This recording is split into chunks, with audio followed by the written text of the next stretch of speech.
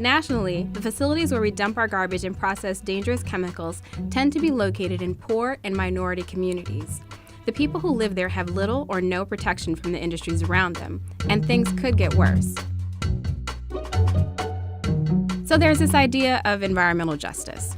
It's pretty simple. Communities shouldn't be forced to deal with more pollution because they belong to a certain race, national origin, or income bracket. Yet America has struggled over the years to implement any serious policy that actually protects these communities. So let's lay out the ways the government has failed them. We will not allow Warren County to become a dump site.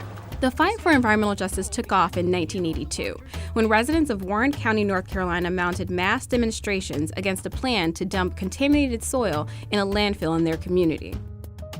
The EPA investigated 4 similar landfills in southern states and found that they were all located in Black or low-income neighborhoods. In 1987, the United Church of Christ Racial Justice Commission found that around the country, hazardous waste facilities were more likely to be located in mostly minority communities. Amid mounting proof, the federal government was forced to act. George Herbert Walker Bush. So in 1992, President George H.W. Bush founded the Office of Environmental Justice inside the EPA. 2 years later, President Bill Clinton signed an executive order requiring federal agencies to consider environmental justice in all of their policies, as well as extending civil rights protection to environmental discrimination. But Congress never passed a bill to make Clinton's executive order law. Then came George W. Bush.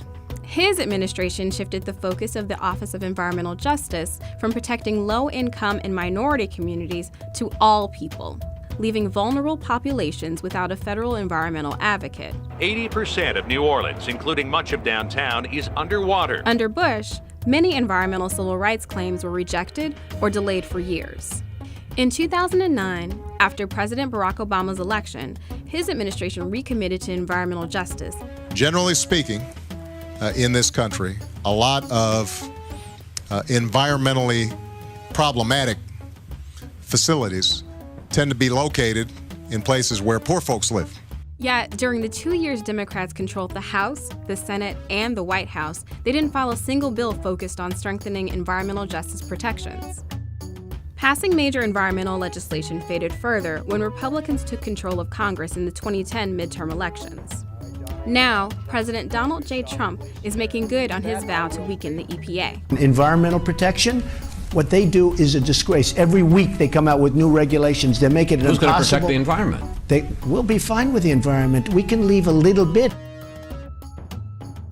This budget, a 31% cut to the EPA, $2.6 billion cut away from the EPA. That's what the president wants. As the EPA loses funding and regulations are rolled back, vulnerable communities may very likely fall through the cracks.